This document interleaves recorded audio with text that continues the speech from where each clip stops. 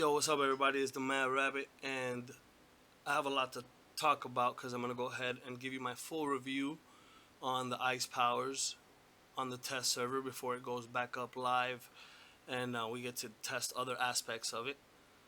But this is I'm gonna basically read out to you a thread that I made on the forums after they closed down the ice thread. I just it took me like 5 hours to write. Uh, but I feel I can go ahead and just read it out to you so I can give you my full detailed in-depth review of ice powers and DCUO and what's to come. So this is it right here. It's on the forums. You can go ahead and read it for yourself. So I'm glad it's there, and a dev already responded. So I'm glad that it's that's it. They've seen it, and they said they read every word, which is awesome. All right, so here we go. Hello, community. My name is the MadRabbit, aka Jay Lenara in game. I began testing ice powers on the test server as soon as it was available, and I made an ice tune on the villain side as the first day. And the first day I was available, I was able to get to level 28. Yeah, on the first day I was able to get that level 28. Not only that, I live streamed it on my YouTube channel as a record of my experience. I streamed almost 14 hours straight. I think YouTube recorded it only like 12 hours for some reason.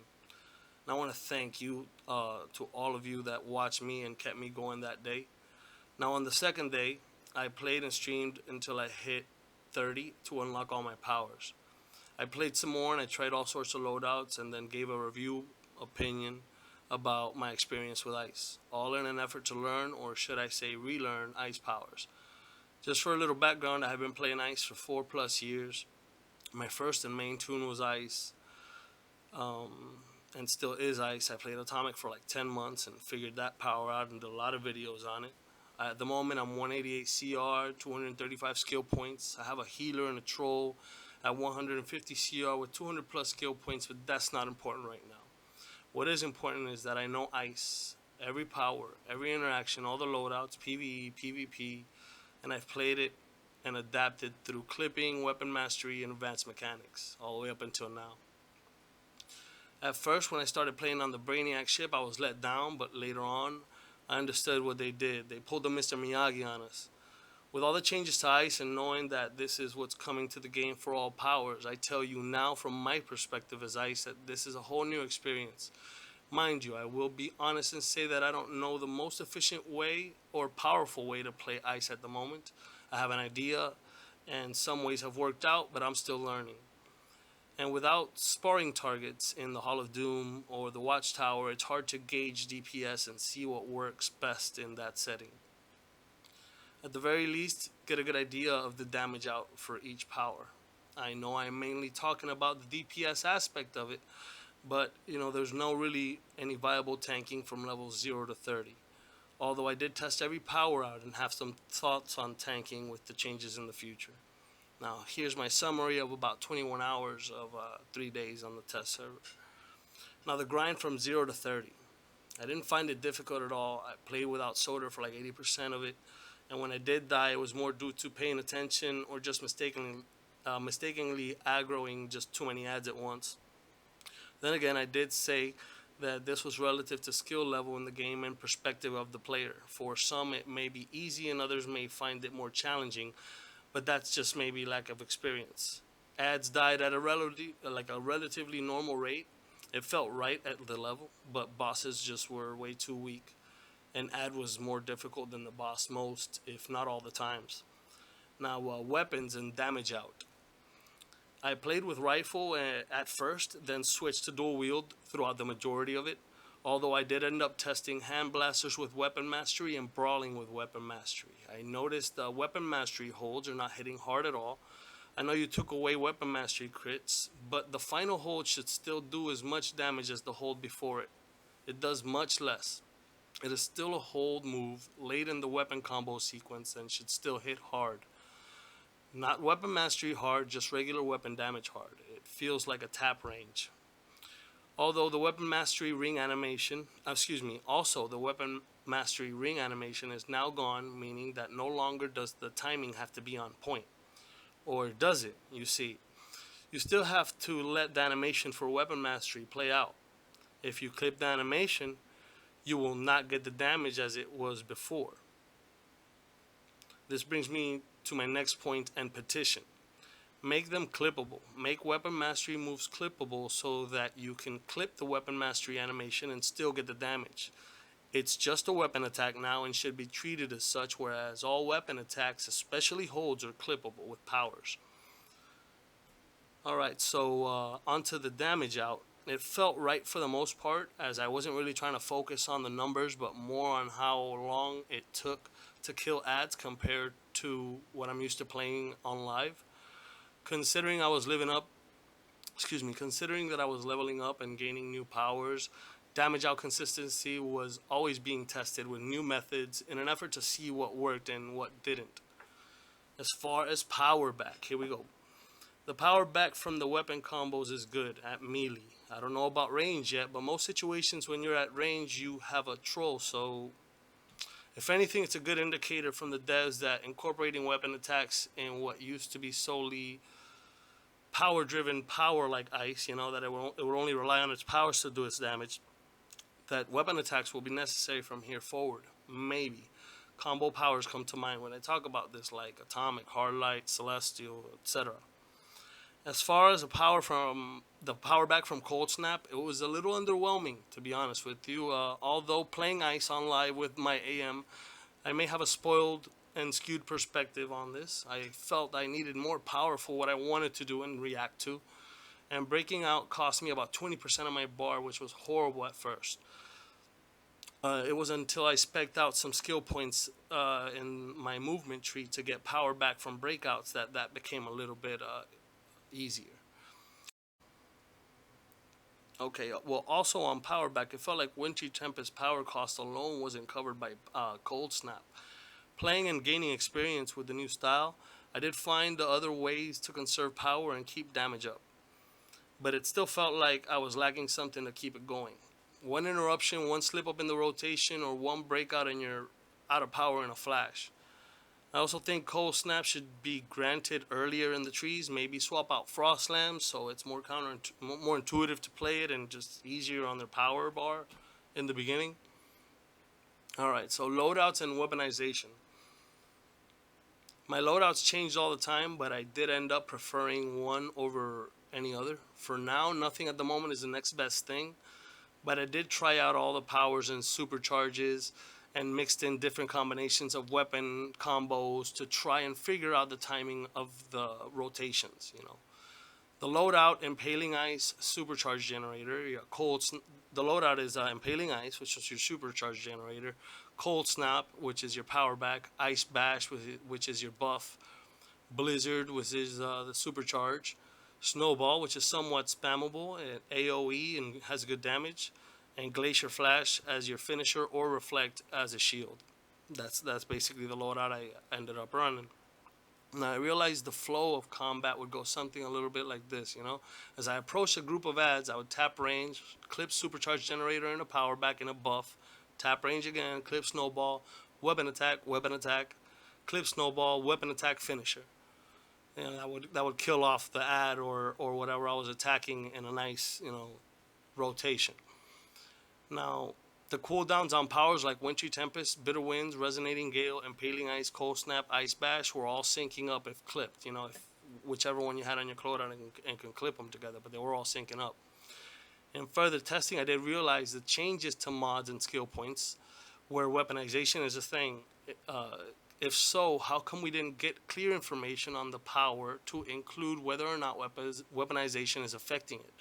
It would be nice not only to know, where you describe your weapons, your powers in the trees, just let us know if that power is affected by weaponization. It's just what I'm saying. Now, Ice Boulder, the one that you create and throw, might be a thing. It hits hard and falls in line with a certain rotation. If this power is affected by weaponization, it may be Ice's next big hitter, but it's still early to be saying something like that. Now, what else? I also noticed that an uninterrupted stream of weapon attacks in combination with clip powers kept the combo meter rising, as when before it would either rise for your weapon attacks or your powers hitting in succession. But now it counts both, and your combo meter keeps rising, whether it's a weapon attack or it's a power that you're going ahead and clip within the rotation. I asked the devs, is this related to power back? Okay, I don't know. I want to find out. Now, ice powers and supercharges, they're all 50% at the moment, right?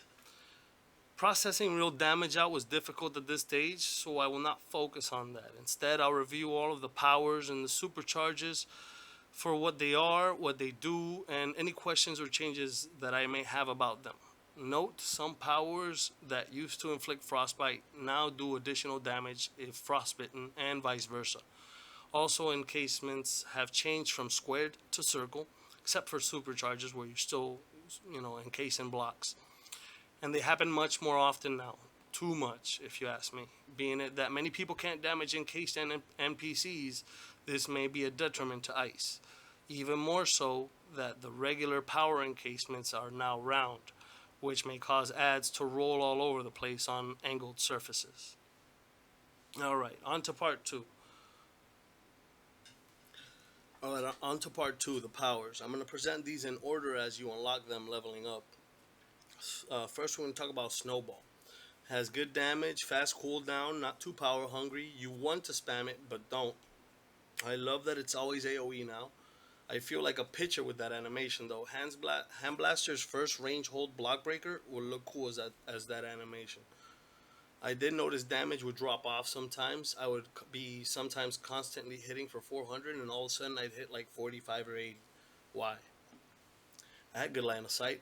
Footage of this and everything else is in the videos that I have on my channel of the last 2 uploads on test server.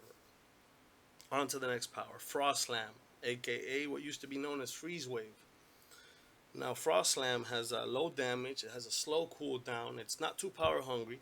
I missed that it does not hit harder when enemies are frostbitten. No more rooted mechanic either. Also, if enemies were frostbitten, it used to do some additional ticks of damage after the first initial hit. Why take that away? I much prefer having the additional ticks of damage if I have my enemies frostbitten. Next power, Ice Boulder Strike. It has good AoE damage, but it's a bit slow.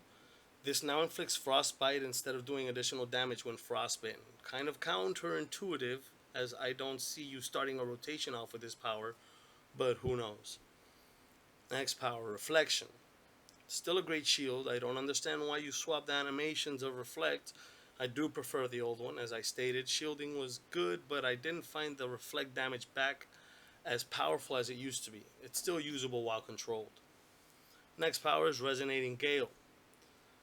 The initial damage strike could be a little higher. The AoE damage ticks afterward, the dots are good, but the area is a little small. Increase it like you did to Bitter Winds and it'd be a little bit better power. The cooldown's good, power consumption was fair. Resonating Gale used to damage encased enemies hard, and now it does not damage them at all. And I did notice encasements happening more often, which is not cool. This power inflicts frostbite now. On to the next one, which is going to be a supercharge. Our first one, Deep Freeze. It has a good initial hit of damage, but if you gave it like AoE ticks afterward, it would be seriously competing with Blizzard. I'll explain that later. The chance of encasement with this supercharge are high, which I don't like. It's kind of meh, but supercharges kind of feel weak and overall. I'll explain that more in a little bit. Bitter Winds. Next power, Bitter Winds. What were you thinking? No more shielding, no more knockback? No! Don't do that to us, man. This was an awesome move for tanks to gain aggro in a mob, knockback ads, and get a breather, to conserve power as well. Now it's just a localized AoE, regular damage, and it used to inflict frostbite when now it hits harder when to frostbitten enemies. But kind of disappointed in Bitter Winds. Alright, so Inescapable Storm. It's still a good pool. It's the best pool that Ice has, but the cooldown is just way too long. And no longer inflicts frostbite. Why? I don't understand. I can see myself pulling aggro and pulling a group of ads to me, attacking a bit and then popping Bitter Winds to keep aggro and do some damage. Some frostbitten damage and knock them back and shield up. I'm upset about Bitter Winds. Alright, nevertheless, same pool as before, just no more PI and way longer cooldown. Cold Snap. Still gives power back, but differently. It felt a little underwhelming as you struggle to find power after being CC'd and had to break out. It doesn't seem to cost much power, if any, now to cast, and it provides power and ticks for about 6 seconds, which seems to be the window in which you want to cast a bunch of clip powers after this. Because if not, the drain on your power pool is going to be substantial. It could use a buff on the power back, maybe lengthen the window of how long it lasts. And Cold Snap used to do damage if you were within the range of the enemy, and now it does not. It's simply your mini troll. You're basically your own mini troll. The animation for this power is a little low on the torso as well. I suggest you should just raise it up to chest level. It's like, a little bit too low. Alright, Frost Knight, next power. Mechanically, it's the same. It's a single target taunt for tanks, right? And it has a great cooldown. I'm kidding. It has a fucking horrible cooldown. Now, I know it may be intended, and there may be a reason behind this, and we're not aware of it. But damn, that's a long cooldown. Oh yeah, no more rooting. Also, I didn't find it encasing NPCs. It still does good damage, but with that cooldown, it's not worth it. Freeze Ray. Alright, so you stand still. This is a supercharge, right? You stand still during this long animation while the supercharge hits. Mobility would be nice. You put your hands out and cast a beam to a single NPC. It CCs them. It may encase and does a steady stream of damage till the ad dies and automatically jumps to the next one. It feels slow, but you can switch your target anytime during the animation for CC purposes. I don't know. It feels weaker than the rest. You feel like Raiden when you cast it, though, which looks cool. So, yeah, that's Freeze Ray right there. Frostbitten enemies take additional damage. Impaling Ice. Here we go. This is your supercharged generator. It has knockback CC, and I can see it being used for tanking as well. Probably replacing Bitter Winds, only if Hibernation becomes a thing. So you can get that supercharge up. Although Ice Elemental might also be a thing now for ice tanking. For DPSing, it's probably going to be a must of how fast it generates your supercharge compared to not running it. Excuse me. For DPSing, it's probably going to be a must because of how fast it generates your supercharge compared to when you don't run it. There you go. Although the supercharges weren't that impressive, so I may be wrong. Blizzard felt like Wintry Tempest. It also inflicts Frostbite. The first and only tick of damage of this power is weak. No dots afterward either. To make up for such a low number, when snowballs were hitting for 400, this was hitting for like 90 to 110 ballpark. Winter Ward. Winter Ward is no longer a breakout and now has reflex animation. Cooldowns feel the same. Shield feels weaker, usable while controlled, but it's no longer a breakout. And please remake this, a breakout and swap the animations back. Thanks. Alright. Ice Bash, the buff that doesn't buff. No more crits, just no more crit buffs. You just weapon attack buffs. I didn't feel any difference running this power, not to my weapon or powers. It no longer affects powers the way it reads on test, just your weapon attacks. It no longer shows random might ticks or precision for that matter while attacking, so you get a real sense of your buff. Plus, it's not like I could tell while looking at the numbers coming off of the actual weapon attacks. If it's there, it's negligible. Keep in mind I'm level 32 with 32 skill points, so, Like, Ice Elemental. Supercharge. Sorry, guys and gals. The days of swapping quickly out of ice form is gone and getting massive crits. Which may be a good thing. The damage was awesome on live, but it didn't feel right that you had to become this huge ice elemental and then just come back and then, now you can play as regular. But you're going to get all these massive crits, You're going to give me the crits, just, I don't know, just give me my powers in ice elemental form. Give me all my powers in ice elemental form and give me the crits there as well, too. And I don't know, just don't make me have to swap back. It's unnatural. Alright, you now have to go a full 12 seconds or so before you swap back. You still switch to Brawler and can customize your loadout within the form. And I'm sure the buffs to defense and the buffs to the damage are good within the form, but I don't see it, really leaning towards DPS. I see it leaning more towards the tanking side of ice. Arctic Gus, on to the next one. It's the same as on live. Frostbitten enemies take additional damage, except it's low. Low crits, it's spammable, decent damage, but not as hard as other powers. Probably not what they want us to be doing at the moment, so I tried it, but I didn't stick with it. Power costs feel the same, but without the power regen from the AM, it makes it questionable for viability. Wintry Tempest. Felt like Resonating Gale, but at double the power cost. That's it. This power is mega hungry. Excuse me. This power is mega power hungry. Too much for the trade-off and low damage you get out of it. It feels weaker than before. It still inflicts frostbite, but the power cost just discouraged me from playing it. Glacier Flash, the 35% finisher. Still does the job, but differently. The animation looks cooler as well. Instead of one tick and then a big boom, it's more like tick, tick, tick, tick, boom. And if the target lives for some reason, the final tick is very weak. That should be the one that actually ends up killing him off. No, but what happens if you start him off like at 40%, the tick will start getting him down to 35, and once he hits 35, you'll see double damage in ticks. But then once it hits that last boom, if it doesn't kill him and they survive it, that last tick is really small, which is this is when you run into the risk of the target surviving. You see that the small tick, which seems unorthodox for a finisher. It was a channel move before, but it feels more like a channel move now.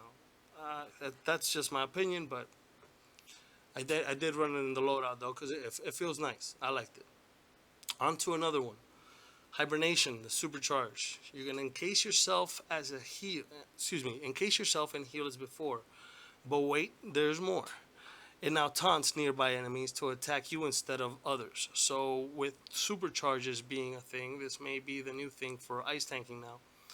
It's definitely for tanking, but is it usable? We'll have to wait and see. I'm not sure if I remember or noticed a cancel animation, cancel the supercharge option while I was encased. Someone will know this, but if it's an option or if it's not an option, make it one. I want to be able to get out and pull aggro far just in case. I like it though. On to the next power, Shatter Restraints. It's a great group breakout and provides immunities from CCs for a short time as before, but no more pushback. Also, before, if enemies were frostbitten, Shatter Restraints could root, which doesn't happen anymore, and it would apply a dot of might ticks, which also doesn't happen anymore. I'm not sure about its shielding effects anymore, for it does not state it provides one. It does generate some health back, which is nice. So now ice tanks can heal themselves without the hand mod. Does the health back it gained represent the shielding properties it lost on a 1-to-1 ratio? I don't know. That's something we gotta find out. Snow Devil, the next power, is a joke. More like Snowflake. It's the same animation. They could have done something cool with this. The cooldown is long. He stays out for like 5 to 6 seconds. The power cost is a lot. Damage from the pet is laughable. Robot Sidekick wins out here by a landslide and just costs 1 skill point. Although I don't think Ice needs either at the moment. Now Ice Boulder Strike. Interesting power here. Ice Boulder. With weaponization now being a big part of the game, as it's included all throughout the mods for your new gear, and how you're gonna see your gear with how you mod out now, the affinity bonuses you get. And it's included as well in the might and precision tree in the stat tree, in the might and precision option. Weaponization is now included. So Ice Boulder may be a big hitter in the new meta for ice, but not so fast. It has a bit too long of a cooldown for the cast time of the animation. You still have to create the boulder, then throw it. Is Ice Boulder affected by weaponization? I don't know. It does do great damage though when it hits, because it has an initial double tick and then a few more lower ticks, if I remember right after that. It inflicts frostbite, and I think it used to do additional damage when frostbitten enemies. This and Ice Boulder Strike should do additional damage when enemies are frostbitten, not inflict frostbite in my opinion. Avalanche, on to the next power. Now we're talking about Avalanche. It's the same animation as before, great move, great range, hits decent, power cost all the same. but now it has a cooldown. It has a decent cooldown at that. So it's no longer spammable. It may be a move that still holds a place in a good loadout for certain situations, so it's not to be overlooked. It still has great CC properties, juggling enemies, but it feels more like Snowball 2.0, to be honest with you. On to the next one, Blizzard Supercharge. It feels weak. It feels like Wintry Tempest. The area of the storm, the actual area of the storm seems to be reduced. It's a small storm that struggles to get like 3 to 4 adds in it. Although it does feel like the strongest of the supercharges, which felt weak altogether for the DPS. Deep Freeze feels like a close second to this supercharge because of the insta hit from it. But since I didn't see Blizzard encasing as Deep Freeze did, I chose to stay with Blizzard as my supercharge. Frostbitten enemies will take additional damage, by the way. Frost Blast, the last one. Alright, it felt like a watered down supercharge.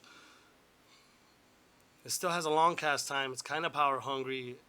It has an initial big tick and then some dots afterward, but the ratio of damage to power cost and cooldown time plus the cast time afterward just make it drop off the deep end as a viable option, which is a shame because the animation looks cool. And if it were to look and feel like an instacast power, like a Hadouken, like just straight up, as soon as you press power, shards come out, it would be pretty awesome. But that's it. That's my take on all the powers. Now, all in all, it was a fun experience, and I enjoyed leveling up and the challenge of learning ice all over again.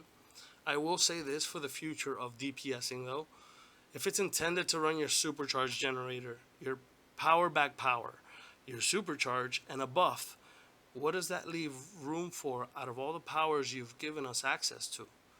2 more slots, 2 choices for DPSing? I may be wrong, and I hope I am on that part, but that's where I felt the game taking me, which is why I was playing that way.